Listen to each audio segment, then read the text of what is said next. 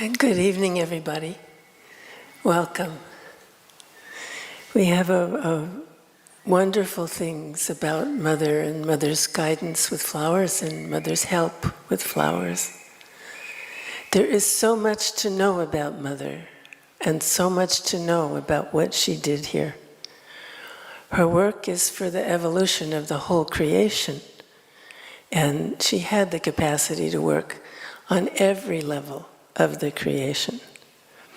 She was working on subtle planes, and she was doing things that she didn't even talk about. And it's possible that if she did talk about them, we might not have understood. But she did speak about many of the things that she did, many of the occult things that she did.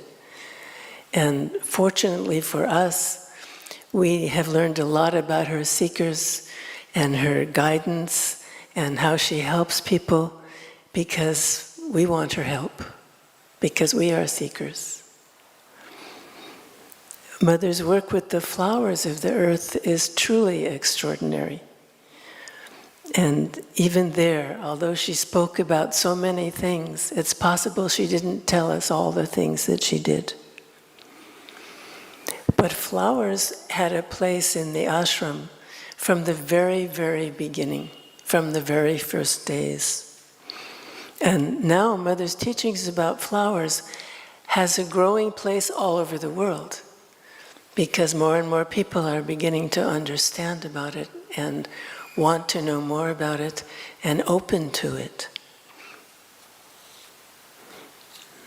The flower books that are put out by the ashram give us Mother's meanings of so many flowers. But there's nothing in those books that tell us about what Mother did with flowers, or how much Mother used flowers in other levels of her work.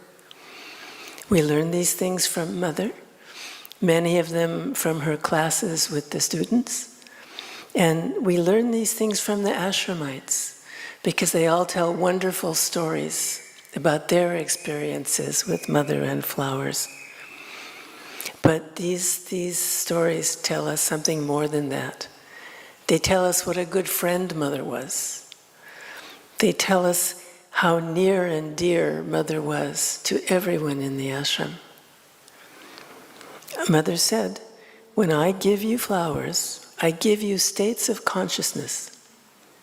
Sri Aurobindo said, "There are 3 ways of blessing by the Mother: by sight, by touch, and through flowers. And it is through flowers that her blessing is most effective." And we know that Mother used flowers all the time. Mother was conscious from her birth. She said she was having deep spiritual experiences by the time she was 4 years old. And at the age of 4, she had a little chair in her room, and she would rather sit in her chair in meditation than go out and play. She said that at that young age, she knew that she had a destiny to do something very extraordinary in the world. And Mother's nights were always conscious. She never slept like we sleep. From the time she was 11 years old, at night, instead of sleeping, she was receiving teachings from spiritual masters. And one of these was Sri Aurobindo. And she knew that she would work with Sri Aurobindo one day. When Mother was 12 years old, she understood the subtle workings of nature. She could feel and understand the very earth's aspirations for evolution and progress. And so she experienced the earth's aspirations for evolution in flowers. She knew this way how to understand the spiritual significance of a flower. The book of Mother's prayers and meditations was written during the time she was engaged in her own deep yoga sadhana. In some of Mother's prayers, she prays to the Divine Mother. Somebody wrote to Sri Aurobindo about this. They asked, how can Mother, who is the Divine Mother herself, have a Divine Mother? And Sri Aurobindo wrote back, "These prayers are mostly written in an identification with the earth consciousness. It is the mother in the lower nature addressing the mother in the higher nature, the mother herself carrying on the sadhana of the earth consciousness for the transformation, praying to herself above, from whom the forces of transformation come." This is the true connection that Mother had with the earth and with earth's flowers, and how she could know their significance. It shows us the greatness of her being. Out of her own being, her own great being, Mother wrote, "Love is the source of the universe and the power that unites the manifestation to its creator. Aspire sincerely, and one day you will feel and be the love." In one of Mother's classes to the students of the ashram school, back in 1951, she explained how she knew the spiritual significance of each flower. She said that flowers have no mind, no mental capacity, but they have the beginning of a psychic presence, the beginning of a soul consciousness. The soul is conscious of its divine origin. The divine is the origin of the whole creation. Our whole creation, everything, including us, is the divine all-consciousness itself. But now it is less conscious of its allness, because it manifested itself into becoming our universe, into becoming the unconsciousness of our universe. And it did this for the pleasure of evolving back into its full all-consciousness again. So Mother is teaching us that each flower expresses some aspect of the evolving consciousness of the divine as the manifested creation itself. Mother explained that she could not know about a flower's true meaning by thinking about it because the flower had no mind. She said that in flowers, the consciousness is neither a sensation nor a feeling, but something of both, kind of like a little baby. It's a spontaneous movement, a very special vibration. You get an impression which can form itself into words if you wait quietly and you do not try to explain it to yourself. Like a loving mother who is always sensitive to her own child, Mother allows the flower to tell her what it represents in its own way. She said that when you enter into contact with the inner truth of a flower, then you know what it represents. This is how to receive the impression. She said, if one is in contact with it, if one feels it, one gets an impression which may be translated by a thought. That is how I have given the meaning to flowers and plants.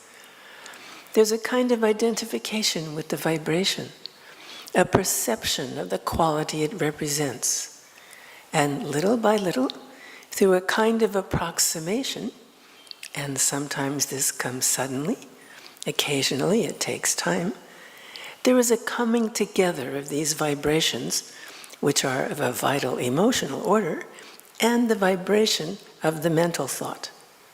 And if there is a sufficient harmony, one has a direct perception of what the plant may signify. In 1954, Mother explained to the ashram school students about the receptivity of flowers. She explained how she can use them to guide and help people. She told a story about how someone gave her flower petals which helped her, and this showed her how she could do this with other people. She said, flowers are extremely receptive. All the flowers to which I have given a significance receive exactly the force that I put into them and transmit it. People don't always receive it, because most of the time they are less conscious than the flower, and they waste the force that has been put into it through their unconsciousness and lack of receptivity. But the force is there, and the flower receives it wonderfully. I knew this a very long time ago, 50 years ago. There was that occultist who later gave me lessons in occultism for 2 years.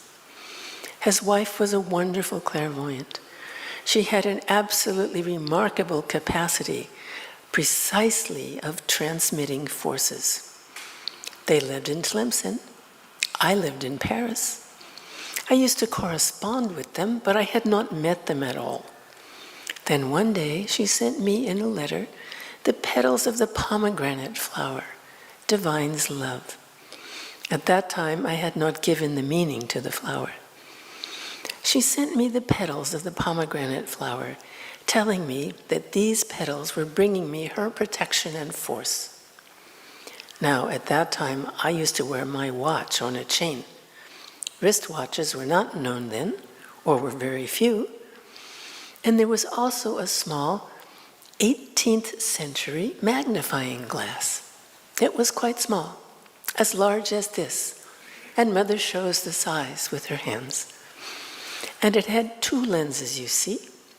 Like all reading glasses, there were 2 lenses mounted on a small golden frame, and it was hanging from my chain.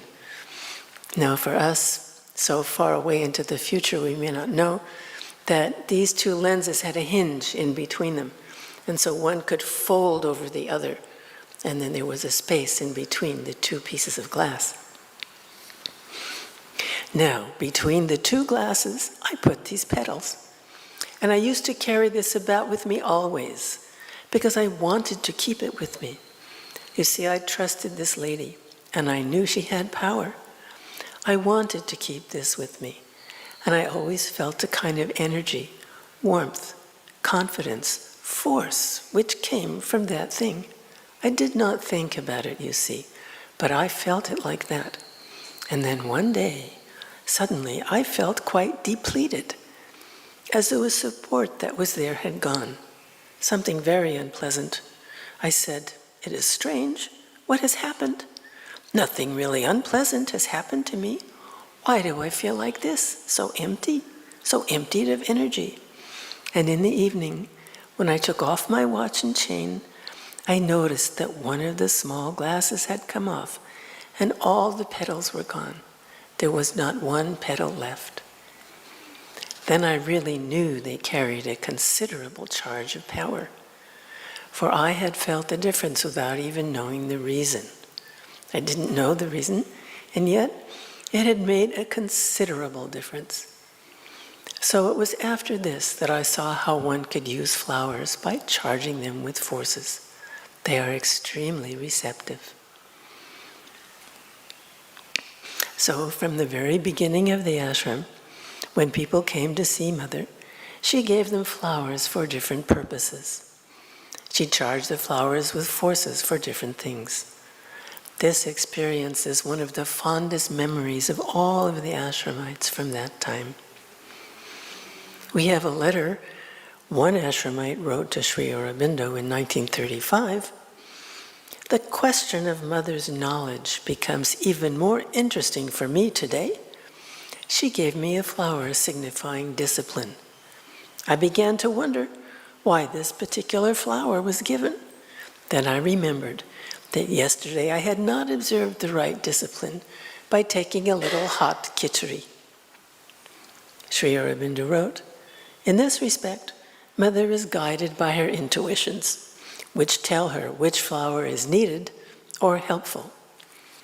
Sometimes it is accompanied by a perception of a particular state of consciousness, sometimes by that of a material fact, but only the bare fact. E.g., it would not specify that it was hot khichdi. Not that it is impossible, but it is unnecessary, and it does not happen unless it is needed." The next thing the ashramite wrote is, "Anyway, please tell me how far Mother and you know about our physical material affairs." Sri Aurobindo does not really answer this very interesting question, which is too bad for us, because we would like to know. He just says, in this case, it was a general hint with no special reference to Khichdi. We have a lovely story about mother's loving help with flowers. It was written by Krishna Chakravarti. She came to the ashram as a young girl of 14. Mother knew what happened to her, even though Krishna never spoke about it. Mother helped her and spoke to her about it by sending her a flower. Krishna worked in Amrita's accounting office. She prepared the rent receipts for the houses rented by the ashram. The landlords were paid according to her receipts. Her co-workers took the accounts up to Mother for review. Krishna's family grew divine love flowers at home. Whenever Krishna could, she sent Mother divine love along with her accounts. And every time Mother sent her back a rose. One day, Krishna found she had made a mistake at her work. One house was vacated, and she sent a rent receipt anyway. She told the cashier about it, but she forgot to get her receipt back. Here is what she wrote about her experience. When the rent receipts came back to me for filing, I found to my horror the rent receipt for the vacated house. The rent was paid. It was a torture for me. The next day, a beautiful red divine love bloomed. I sent it to Mother with a heavy, distressed heart. Kumuda, as usual, took it up and came down after finishing her work, looking a bit puzzled and dissatisfied. She told me, Krishna, this time she has given me a joy of faithfulness for you. There were so many roses by her side, but she gave this one. I have never seen her given any other flower than a rose to you. Then I saw the long, white, fresh, sparkling joy of faithfulness, emanating an aura of purity and joy and assurance. I understood the message sent by the Mother. That is our Divine Mother, answering a distressed heart with unspoken words. Later, when I informed Kunamaji about my mistake, he looked surprised, and he asked me to bring the file where I had kept the receipt. He looked at the receipt and he said, "But the owner has not signed?" Yes, it was unsigned. The cashier had returned the unsigned receipt along with the other signed ones. The rent was not paid. Oh, how relieved I was. I went on sending the divine love flowers from home to the Mother, but always got a rose. That was the one and only occasion that she gave me joy of faithfulness. The flower that Krishna speaks about actually has the name of joy of integral faithfulness. It grows in the ashram courtyard. You can see it just as you come into the main area on the walkway from the ashram entrance. Mother's explanation is the joy of integral faithfulness, the bond of love which makes all faithfulness so easy. She also said, the joy of faithfulness, the joy of self-giving. With this flower, Mother brought Krishna's joy back to her through the bond of love. When Mother saw people in her room, they brought her flowers, signifying what they needed from her. Other people sent flowers up to Mother's room as part of their yoga. And then Mother sent different flowers back to them for their progress. Kailash worked for Mother outside the ashram. When she finally was able to come and live in the ashram in 1964, Mother had already retired to her room. She didn't come down, and she didn't come down for pranam in the morning. So every day, Kailash sent Mother a dish of flowers. In the dish, she put purity with loving surrender in the center. Every day, Mother responded by filling the whole dish with the flowers of divine grace, as long as it was in season. Then Mother returned the dish filled with perfect radiating purity, with either supramental sun or supramental Satchidananda in the center, as long as it was in season. But Mother was doing more than helping and guiding individual people with flowers. On a much larger scale, she was using flowers to transform all the peoples of the earth and to transform the earth itself. She told a remarkable story about this work to the ashram students. It's another example of Mother's greatness, another example about how we don't know everything that she did. In 1954, one of the students in Mother's class asked her this: "Mother, certain flowers come in a particular season. Does this mean that during that season a greater force is at work?" Mother's reply tells us a lot more about her flower work, besides answering the student's question. She said, "That is a question which is rather difficult to answer, but I have made a rather interesting experiment in this way. I don't know if you remember, if you were there, if you remember when flowers used to be counted.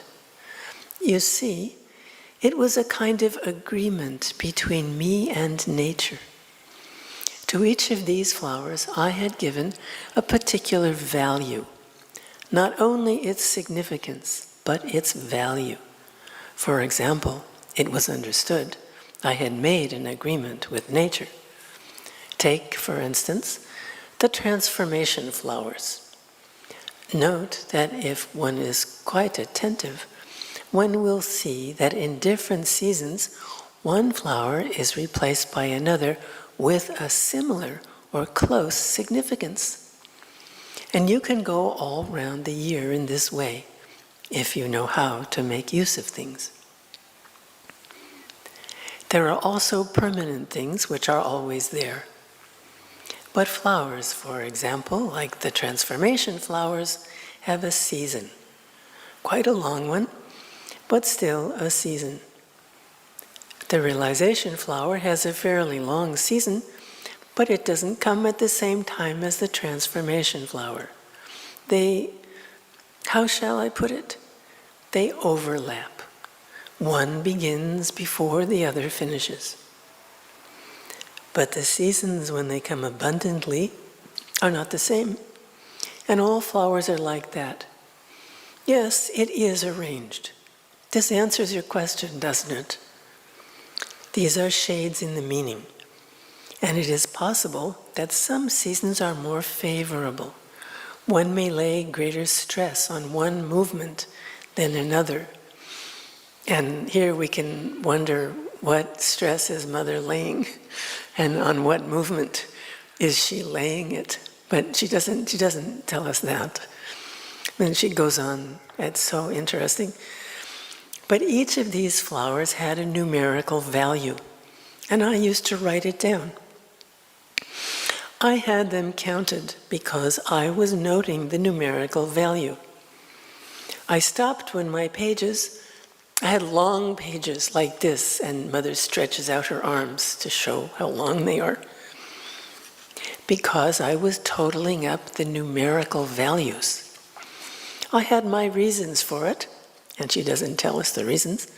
I had my reasons for it. It was not just like that. I did a great deal of work with it.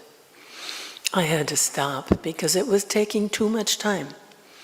You see, when I had to write figures on a paper at least as long as this, and then later it had to be still bigger, and Mother again stretches out her arms to show, it was impossible. I had to stop. I stopped because of this. But not only did I have a numerical value and did some work on it, there was also the meaning of the flower. Well, it was an agreement like this. Numerical value corresponded to something that it was understood nature would give me for my work. But the significance of the flower was also something agreed between me and nature. For example, take transformation. When there was a computation, and it was sometimes represented by the thousands during the season, you know, well, it was an understanding with nature. It represented the same number of men would be transformed. And it was even better than this. It was that when I gave somebody 1, 2, 3, 4, 5 flowers, I gave them at the same time the power to transform as many elements within him. But naturally, for this to work in all sincerity, it had not to pass through the head. Because when the head starts working, and not always in the right way, men spoil everything. That is why I never used to say anything about this. It was the same for all the flowers.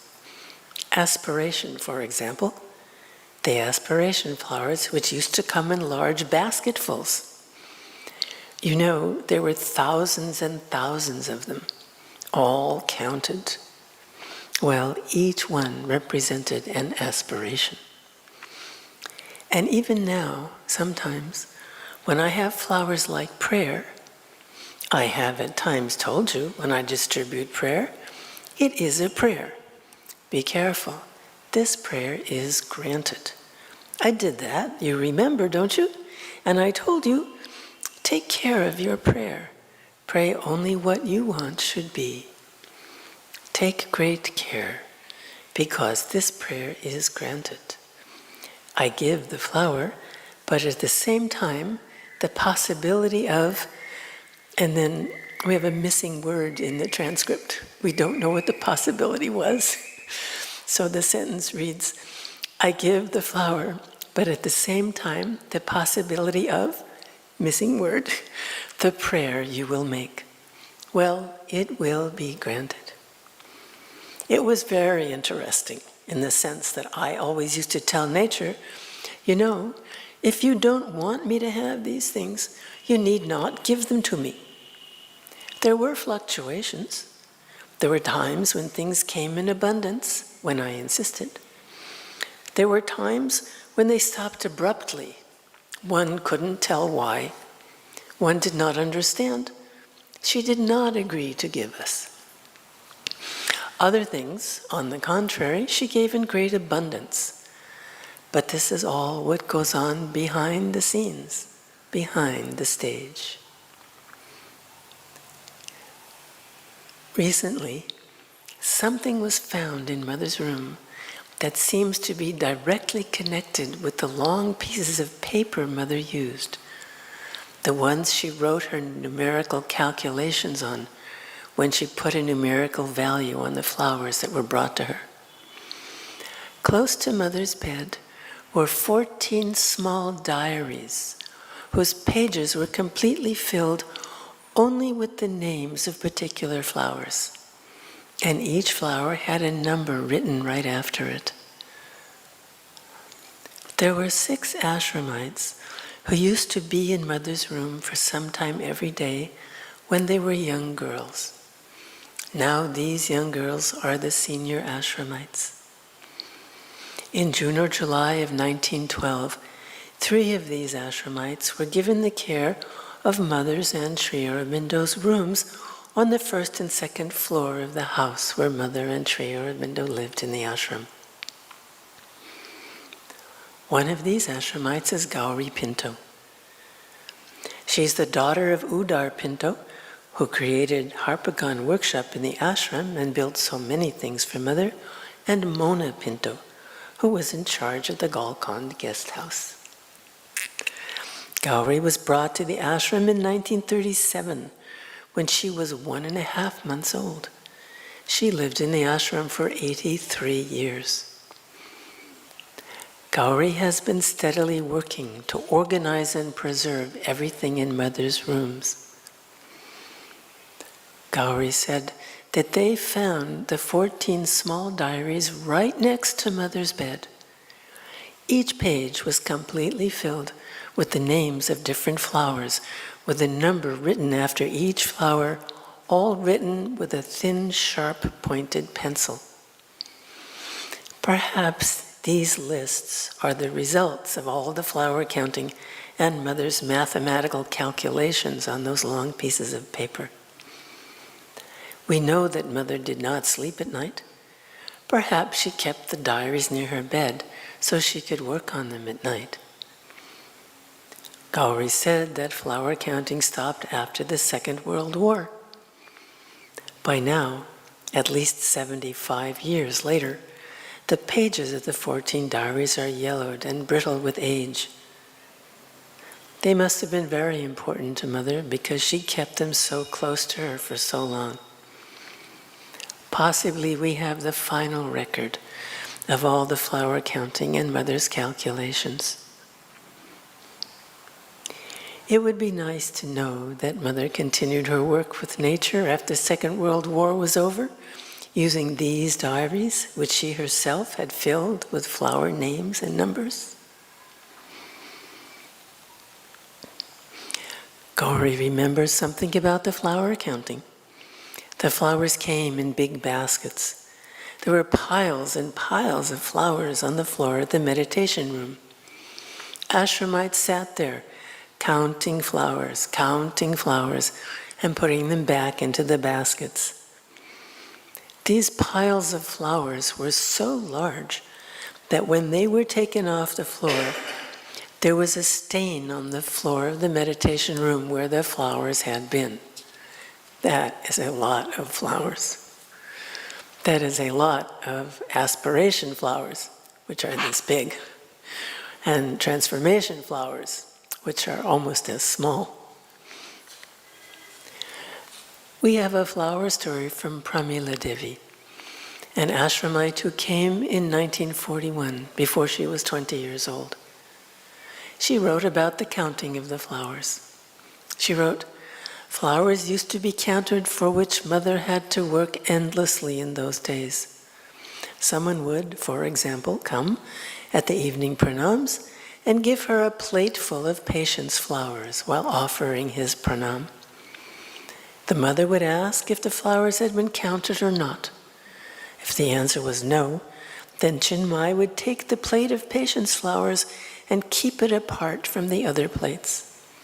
At night, the mother and Chinmay would together count the flowers and write the number on a piece of paper." Pramila Devi spent some time counting flowers in the flower room.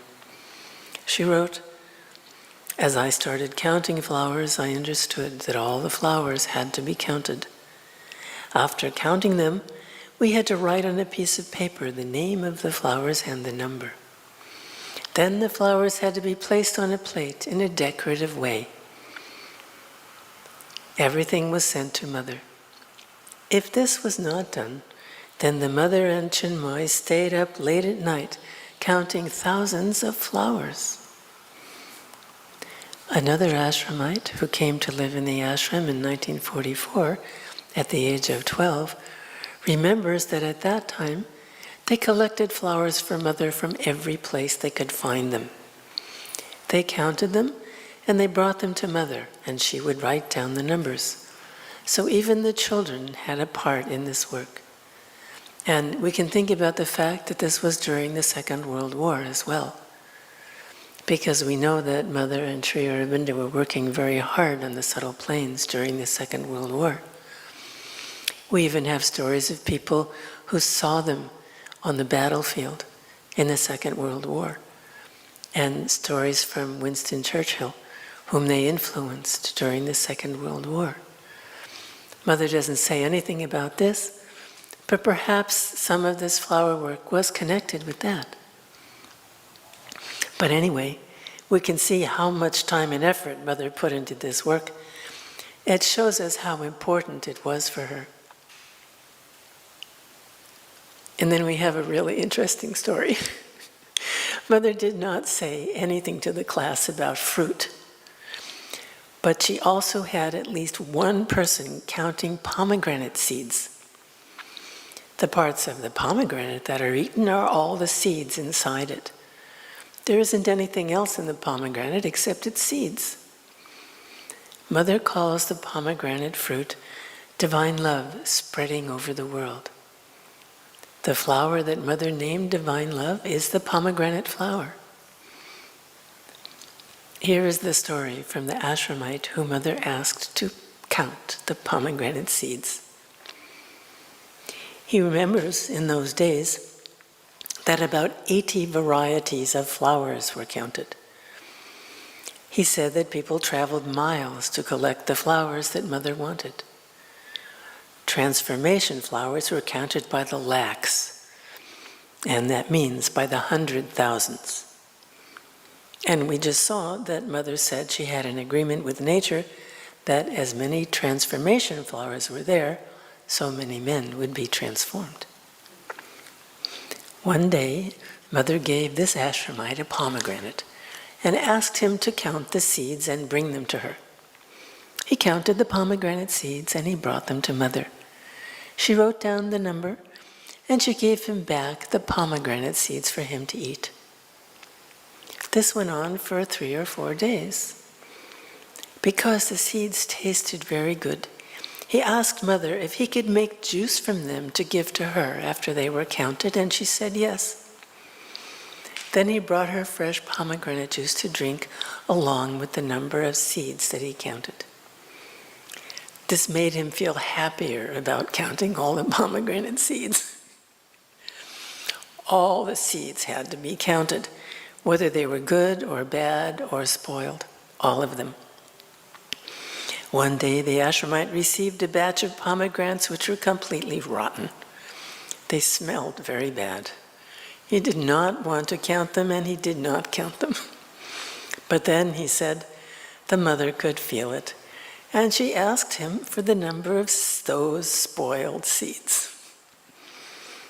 Mind you, she didn't know he had received rotten pomegranates, but she knew. He said that he felt so badly that Mother would have to count those rotten seeds, which would stain her beautiful hands for days, that he repented of his resistance to Mother's request, and he begged Mother's pardon. He promised not to neglect any of the counting anymore. The ashramite counted those spoiled seeds and all the pomegranate seeds after that, no matter what their condition was. Another ashramite, who was involved in acquiring food for the ashram, who ordered food for the ashram dining hall, came to know that Mother wanted this ashramite to count pomegranate seeds. Then his room was flooded with parcels of pomegranates.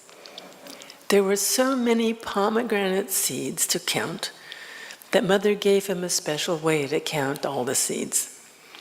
She told him to cut a few of each of the different sized pomegranates and count those seeds to find the average number of seeds in that particular size, and then in each size, and to give Mother the approximate number.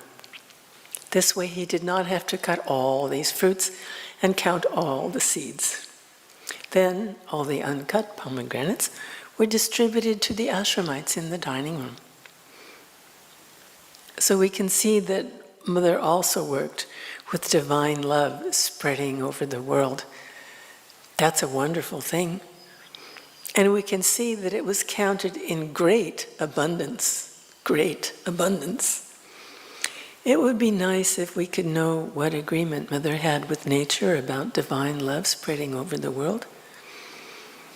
And it would be really nice to know if that agreement still works today. In most cultures, it is part of funeral traditions to have flowers. Funerals in India are conducted according to age-old tradition. Mother gave a different tradition for the ashram funerals. The funerals take place right at the cremation ground. Mother taught a special use of flowers for the funeral ceremonies for the departing soul. She gave a list of particular flowers to be used. She said the essences of these flowers help to make the departed soul's passage easier. She taught a special way to arrange them on a special dish, which was used only for funeral services. These flowers were taken only from Mother's room and Sri Aurobindo's room. After Mother left, there were fewer flowers, and sometimes not the ones needed. So when it is necessary, some flowers come from the samadhi, and there are some substitutions. Mother also gave prayers to say for the departing soul, which was on its way to the resting place of souls between lives. Mother had a lot of experience working with the death process in the subtle regions. When Mother was about 20 years old in Paris, she started having certain conscious experiences at night, certain activities in which she was looking after people who were leaving their bodies. It was in a region between the purely terrestrial atmosphere of the earth and the regions of the psychic atmosphere of the higher worlds belonging to the souls. Mother said she did this work for the rest of her life. Many departing souls came to Mother after they left their bodies. And Mother said that she also constructed a safe passage through the lowest vital plane which souls pass through after death. This is one of the most difficult experiences for the departing soul, and Mother made it easier. We have this story. The story comes from the person who now does the funeral work. For ashram funerals, the mother gave instructions about what to do with the flowers and the prayers at the funeral service. She taught everything to Champaklalji. When someone passed away in the ashram, Champaklalji prepared the dish of flowers according to the mother's instructions and took it to the mother for her blessing. The mother charged the flowers with her force for the departed soul. After the mother left, Champaklalji prepared the dish of flowers and took it to the mother's room and left it there until it was time for the flowers to go to the cremation ground. When there was more than one funeral in one day, a dish was arranged for each person. But after the special dish was used, then for each person, the flowers were transferred to the special dish. In this way, the same dish given by the mother is always used for each person. Champaklalji taught me to do the things the mother said to do at the cremation ground. When everything was ready, he gave the dish to me, and I took it to the funeral ground. I followed the mother's instructions about the prayers and the flowers for the ceremony and for the cremation. Before Champaklalji left, he taught me the rest of the things that Mother had explained to him, and now I make sure to do everything that Mother taught.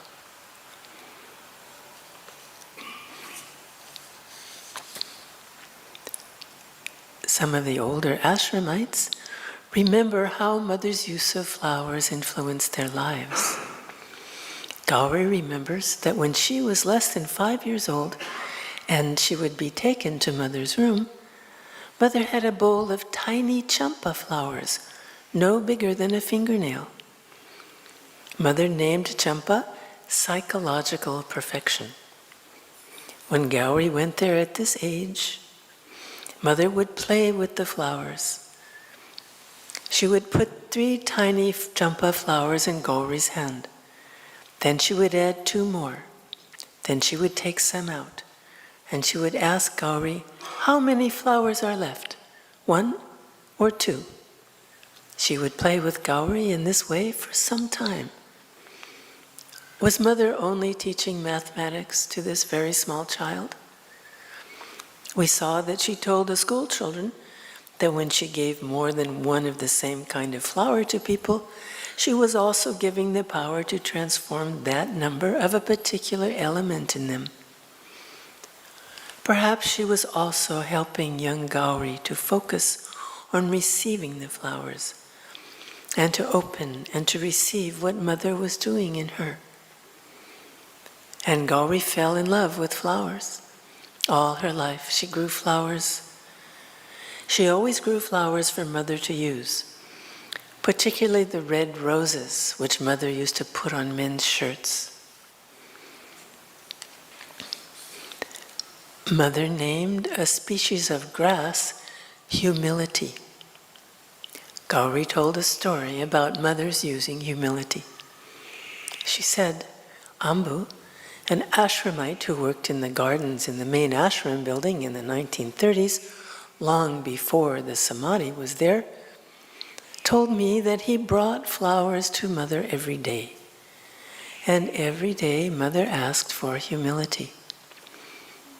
In our class, Mother told us that the only person she knew who was truly humble was Sri Aurobindo. And Mother would arrange a small vase of humility every day and put it in Sri Aurobindo's room.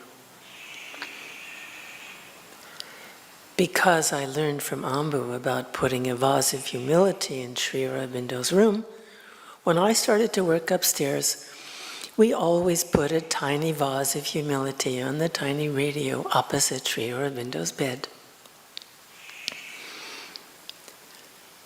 We have a story from Sunandaben, who is in charge of Sri Smriti, Mother's museum in the ashram.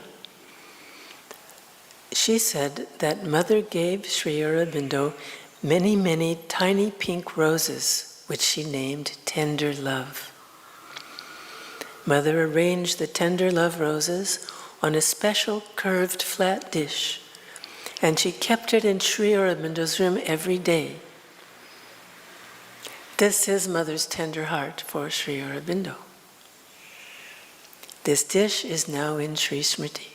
You can see it there if you go to Sri Smriti, Mother's museum in the ashram. Another ashramite tells a story about how carefully and how consciously Mother gave flowers.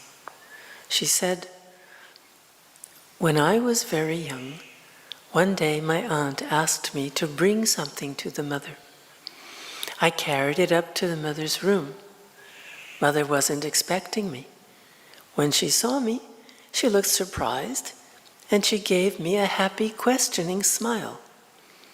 She took from my hands what I had brought. Then she picked up a glass vase which was full of roses. It also contained a couple of bunches of double jasmine flowers. The Mother named this jasmine Double Radiating Purity.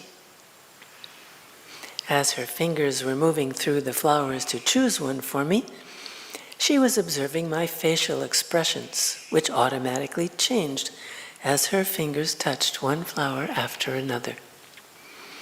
When her fingers touched the double jasmine flowers, I gave a big smile, thus expressing my own obvious choice. Then the Mother pulled out a bunch of these double jasmine flowers, which were holding their fragrant heads strong and high, with 2 flowers in full bloom, and she gave it to me. Champakalji, as always interested in children in their connection with the Mother, asked her why she gave me jasmine instead of giving me a rose. She told him she is aware of her choices in life. After that, whenever I went to the Mother for my birthday or for anything else, there was always a bunch of double radiating purity jasmine flowers in Mother's room. If the jasmine was not close to the Mother, Champakalji got them and brought them to the Mother, so she could always give me my chosen flower. Another ashramite said that when they were children in the ashram in the 1940s, it was the procedure in the ashram for all of them to always bring flowers when they went to see the Mother, and they always received flowers from her. People took particular flowers to Mother to ask for particular help when they could find these particular flowers to bring. The children got their flowers from what was available in the flower room. So they did not always have the opportunity to choose the flowers which had the significances that would help them. But they always knew the significances of these flowers. Sometimes they knew what they needed. Children, young children, taking a part in everything and learning so beautifully. Sometimes mothers spoke to them about the flowers, telling them, you need this or that particular quality. And all of this helped us to progress in a simple, natural manner. They could think about the significance of the flower that Mother gave them, and they could work on it inwardly. It came spontaneously. They did not have to make an effort. Nobody told them to do it. They just loved the flowers, and it helped them. This long-time ashramite said, our life itself was our teaching, the life we were leading with flowers and going to the Mother. Chitra Sen, who was in the ashram from her childhood, wrote in 2003 her story. Once the Mother explained to me the significance of the flower named Detailed Surrender. I hope you know the flower. It is a small China rose, a very small pink-colored flower. Detailed surrender, the Mother said, means the surrender of all your thoughts, feelings, actions, movements. You say to the Divine, I give you so I can get nearer to you. As you offer a flower, you can offer all these feelings, thoughts, or actions. Whenever you have such feelings, thoughts, or actions, you imagine I am there in front of you, and you say, I give this to you. I know it, and I receive it. She is actually there, present in front of us to receive what we give her. This is true even now. So the Mother is present not only now, but for all our future, for births to come. She has implanted this feeling in us. I know that each time we come back on earth, she will be with us, helping our footsteps towards the goal. Today there are more ways for everybody to receive Mother's help and guidance through the flowers. Just knowing her explanations about the meaning of each flower and the name of each flower can help us in many ways. We probably never thought about many of the concepts that are expressed by these flowers. Because of Mother, we know about flowers which express ideas like friendship with the Divine, and energy of a plastic mind, or aspiration for trust in the Divine. We know flowers called human passions changed into love for the Divine. We know flowers called to know how to listen. The very names teach us what we have to do.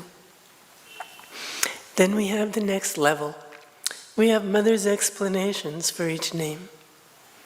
We can look at two examples. Mother says that friendship with the Divine means delicate, attentive, and faithful, ready to respond to the slightest request. It is guidance about how to relate to Mother and Sri Aurobindo, and to the new force which they brought. It is also what we can expect from Mother and Sri Aurobindo. It is also good guidance on how to relate to our friends, how to relate to our family. Mother explained the meaning of energy of a plastic mind as does not draw back from any effort to progress. This is very good advice for anyone, whether they are consciously working on their progress or not. Just reading these names brings us more understanding of the possibilities of spiritual growth. And we can go to the flower books and read the significance and explanations of flowers on a particular subject. It's a whole teaching. It gives us what we actually need to know on any particular subject of our yoga. There are over 900 flowers and their meanings on a website called blossomlikeaflower.com. And we have many of these in the flower books put out by the ashram over the years. Mother explained that thousands of years ago, in Vedic times, there were certain terms which described states of being and yogic attainments. These terms are not used anymore. Mother said that now we can replace the ancient Vedic terms with the names of certain flowers because flowers also express states of being and yogic attainments. And some of Mother's flowers express similar states of being and similar yogic attainments. They open up new ways of understanding man's evolution into a spiritual being, and ways that we can communicate it with words. This is another really great work that Mother has done with the world's flowers. In the early days of the ashram, when people came to Mother's room and she chose particular flowers for them, she charged them with different forces to help them. And she did the same thing when people came in front of her during the morning pranam. They had this daily contact to receive her blessings and to have her work inside their being. Mother said, when I give flowers, it is always with the capacity they represent. Each one receives according to his capacity. She said that sometimes when she gave flowers, she put a special message in them when the person had the inner perception to recognize it. We have another flower memory from Sunandaben. As more and more people came to the ashram, Mother had less and less time to see people individually. People could only see her at the morning pranam, and there Mother did not choose a particular flower for everybody. But sometimes a person would come before her, and she would stop the line, and she would choose special flowers and charge them with forces for this person. Otherwise, she gave everybody one flower charged with force. The people could open to it all day.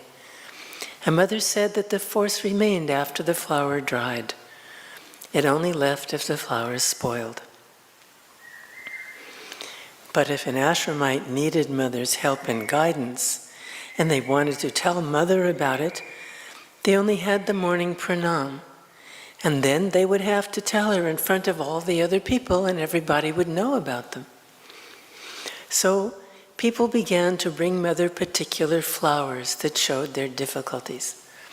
And in this way, they had a whole conversation with Mother with flowers. Mother would then choose particular flowers from the dish at her side and give them to the ashramite.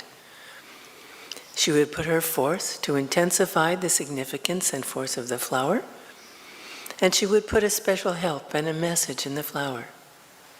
This would answer the ashramites' unspoken questions and help them. This way, they did not need to use any words to speak with Mother. They got the help they needed. Mother created a game of flower cards. Mother's flower cards are the basis of all the books on Mother's significances of flowers. Everything comes directly from Mother herself and what she did. Tara Jauhar, who now runs the Delhi branch of the ashram, was one of the 6 young girls who went to Mother's room in the early days. She wrote the story of Mother's flower cards in her book, Growing Up with the Mother. The mother saw these girls every day in her room. As Mother's work increased, the little girls would have to wait a very long time for Mother to come. So Mother gave them games to play to occupy their time. Tara writes, the mother loved games of skill. Whenever somebody brought her a game of skill, she gave it to us to play. Finally, she brought us the game of flowers, in which she took great interest. The game was played with 2 sets of cards. One set was the picture of the flower with its spiritual significance. It also had the botanical and common names written underneath, but which had no importance for the game. The second set of cards was smaller in size and carried only the spiritual name of the flowers. The small cards were placed in one heap in the center with the face down. The picture cards were distributed equally among the players. Each player in turn would pick a card from the central heap, and whoever had the corresponding picture card would take it out of his collection and put it in the center. The one who finished all the cards first would be the winner. The game was meant to teach us the spiritual significance of flowers. And we note this kind of game, there is no competition. Nobody can do better than any other person. Usually there's a competition, somebody has to come out the winner. This way, everything that everybody does helps the person to become the winner. This is Mother's idea of how to help children. And Tara goes on. To begin with, Mother gave us about 20 cards in which the pictures of flowers were pasted or painted. Below, in her own hand, was written the significance. A few days later, she added more cards. All the artists of the ashram were asked to paint new flowers, which kept adding to our collection. These paintings had to be done according to the dimensions of our cards. At the end of a few months, we had almost 500 cards. When these were distributed to the players, each of us had more than 80 cards in hand. Playing with them regularly, we learned to tell the significance of each flower easily. Through this game, Mother taught us to love flowers and to understand them.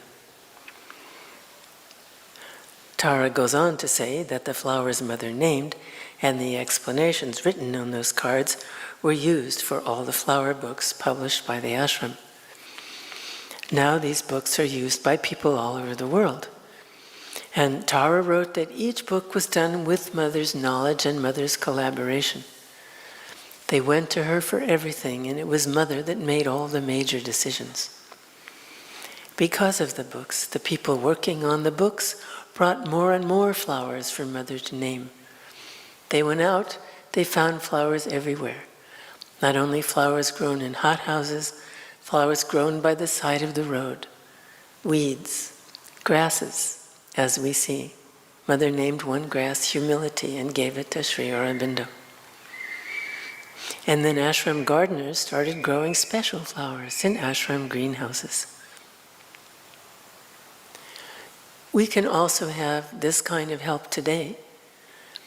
We now have a set of 64 flower cards made by Prisma in Auroville.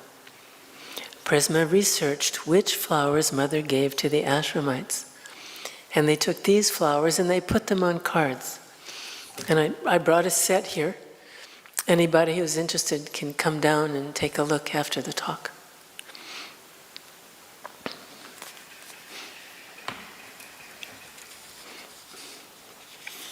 The proceeds for the flower cards go to the Matrimandir Gardens.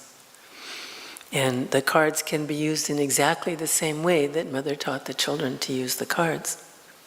Actually, no, that's not true, because there are two sets of cards, but they only have flowers on them. You'd have to make your own game with the little small cards with the name on them, which sounds actually like quite a good idea to do something like that.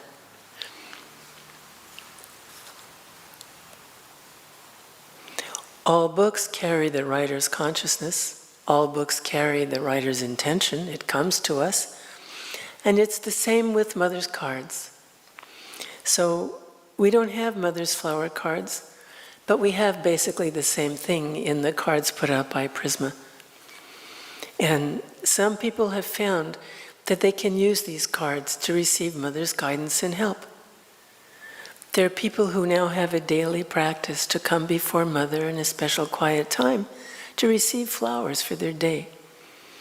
And they found that once they commit themselves to this practice, it really helps their lives and their yoga. And they have this contact with the mother, a regular contact with the mother every day. The instruction booklet in the box gives methods for doing this and methods for games. But people set up their own personal system to relate to Mother and receive her help through these cards. And people have found that if they're in difficulty and they need an answer and some help, they can keep their problem in mind and select a card. They will find their answer on the card. Everybody says they find their answer. And if they're quiet enough and receptive enough, they can feel help that's given by Mother. Mother taught the school students to use Savitri in this way. She said that if someone had a question, they could hold the question in their mind and open Savitri by inserting a letter opener between the pages of the closed book. If they did this, they would find their answer on the page. Sri Aurobindo did this in his own yoga practice. He called it sortilege. He wrote about it in his diary. He used all sorts of books, including very practical books and historical books and spiritual books like the Vedas and the Upanishads. He would choose a book, he would open it at random, and then he wrote the answers that he got in his diary. Once he went to a law book and he got a legal phrase which he used and put in his diary.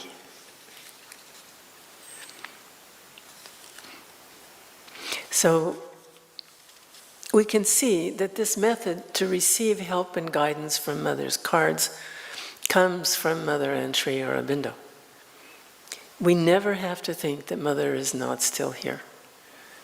She's here, and she is always guiding us. And this is not only true for people, it's true for flowers themselves. Mother said that a man wrote to her about his experiments with flowers. He had some flowers growing in pots. He put Mother's photograph on one side, and on the other side was the window. And the flowers always turned toward the photograph, instead of turning towards the light. He said that the stem with the flowers on it grew towards Mother's photograph. And I can tell you a personal story about this. Some years ago, I put up an exhibition of Sri Aurobindo's photographs in the Tibetan pavilion. There was a very large framed photo of Mother up on the first floor. I put a large vase with a lot of orchids in it right in front of Mother's photograph in the early morning when we opened the exhibition on the first day. Now, orchid flowers always turn toward the sun. So if you have a stem of flowers and the sun is over here, all the flowers will grow like this. But these were commercially grown orchids. They were grown in a hothouse where they had sun coming from all directions. So the flowers on the stem faced every which way. In the evening, when the exhibition closed, all the orchids and all the stems had all turned to face Mother's photograph. So we can stop here. There's some time for questions, if anybody has any questions. Yes? About the funeral service, the flowers, do we know which set of flowers, any specific flowers that Mother used to send? That's a very good question. About the funeral services, could we know which flowers Mother used to send? And I'm sorry to tell you, the answer is no. The person who told me the story, I didn't even ask. Right up front, they said, we're not allowed to give, because I think people ask all the time. So I can't answer the question, sorry. Or that's the answer, we cannot know. Okay, yes? Anybody else? Yes? Do you know where the original 500 cards with Mother's handwritten significance is? The question is, where are Mother's original 500 cards with Mother's handwritten explanations? I've seen them. I think you could ask in the ashram. I mean, they're very carefully preserved, and they're very nice. They're about so big. They're not Prisma cards. Prisma cards are about so big, and Mother's cards for the small children were about so big. Yes. Anything else? Loretta, you said that the pomegranate, the fruit, has the name for the divine love spreading over the world. Yes. But the flower is divine love. Yes. But the fruit is not from that flower. Because there are two different kinds of pomegranate trees. One is flowering and That's true. And the fruit, what I have heard, if I remember correctly, from the fruit from which flower comes, the flower is called divine sacrifice. Do you know all the reasons? Oh, but that's absolutely wonderful. No, I never heard it. So you are saying that the plant on which the pomegranate flower comes is a non-fruit bearing plant, and the plant on which the fruit comes has a flower called divine sacrifice. But how wonderful. Well, thank you. Thank you. I mean, I do know that Mother tells a story about the pomegranate flower, divine's love, that the color comes from the divine sacrifice, from the blood of the great Savior. Do you know that story? Yes, where he is being chased, he's being pursued, and he takes refuge under the bush where and it's a white flower, and with the blood of his sacrifice he turns the flower red. And that's our red, divine's love. So, do you know what color is divine sacrifice? Yeah, same color, but it has a very few petals. I see. Very few petals. Divine love is full of petals, you know. Yes, yes. And that other one is, I think, maybe less than 10 petals. It has less than 10 petals. Amazing. I didn't count. Yeah, of course. Around 10. Okay. Okay. But I would like to know what is the mystery behind it. The naming of divine love and divine love spreading over the world, and is it divine sacrifice? Is there any relation? Divine love is the main flower. There are some plants where the flowers are not, they don't have the female and the male part in them. They are either male flowers or female flowers. So the divine love and the divine sacrifice together make the divine love spread. Look at that. Look at that. So you say that the divine sacrifice flower, that's the female flower. And the divine love flower is the male flower. So the male flower, the pollen comes to the female flower on the pomegranate, and that makes the pomegranate. Well, that's there. It's not a mystery any longer. I mean, can you imagine how many pomegranate seeds there were? Only one pomegranate has so many seeds, and that ashramite's room was flooded with packages. And there were so many that Mother had to not even get an absolutely accurate number, so that they couldn't count all the seeds. I mean, I would really like to know what was Mother doing with divine love spreading all over the world. Yeah, anybody else? Anything to say? Any questions? What about the flowers that bloom all over the year? Any special meaning for them? Because now there is one flower tree in the garden of consciousness. The one tree there, supramental action, that has been blooming maybe since it started flowering and giving fruits. Okay, the question is there any special significance for those flowers that bloom all year round and don't have a season? And there's one flower in the garden of consciousness in the Matra Mandir that has been blooming since it started. Did it not usually bloom all the time? Do you have any idea? Or was it a natural all year round bloomer?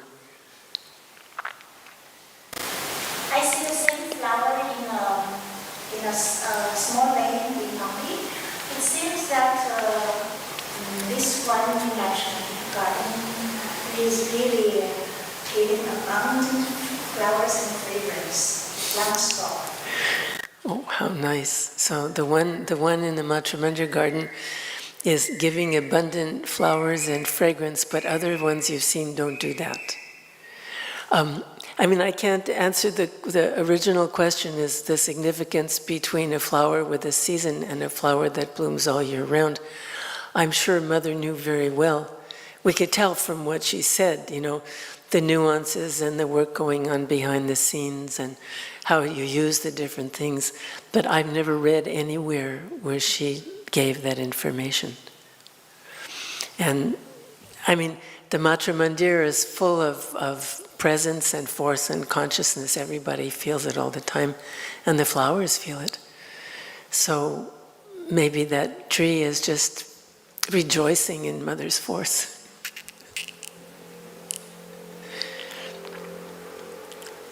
Anybody have anything else to tell? Or? Yes. Modeling specific question doesn't come clearly, but it's like birthday and flowers. Any link or any more? There's a complete link with birthday and flowers, but it's not from the name of a flower. Mother did not name a birthday flower, but Mother explained that on the day of our birth, something happens to our being where we are much more receptive. In one of her writings, she said the physical body is more receptive. But in another writing, she said most beautifully that our being goes up into the higher regions on the day of our birth. And we can receive from the higher regions on the day of our birth, and we can make a great progress on that day that we could not make on other days. And this is why Mother and Sri Aurobindo would see people on their birthdays in the early years. Although I can't say for sure about Sri Aurobindo seeing someone on their birthday, but Sri Aurobindo did talk about this. And he said that there are certain solar and stellar constellations, astronomical constellations that affect us. And so on the day of our birth, there is an effect that comes from the whole working of the universe. But our birthday, I mean, can you feel on your birthday something special? Yeah, I mean, I do. I can really feel it. And it's worth going to Sri Aurobindo's room. But even if you can't go, if you open yourselves, you know, we are precious to them. All of us are in their care and in their love and in their protection. And if we can just stop and ask, and then it's hard, but if we can quiet down enough to receive the answer, we always get the answer.